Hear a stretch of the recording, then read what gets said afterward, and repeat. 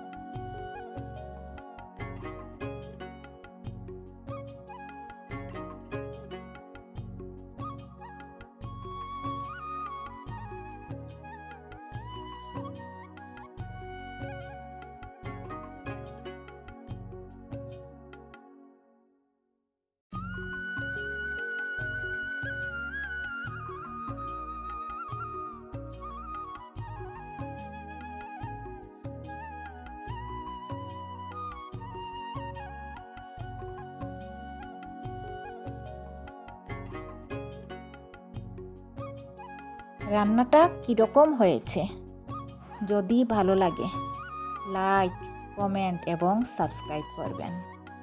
কি ভুলবেন না তো লাইক করতে এবং কমেন্ট করতে, আর সাবস্ক্রাইবও করে নেবেন।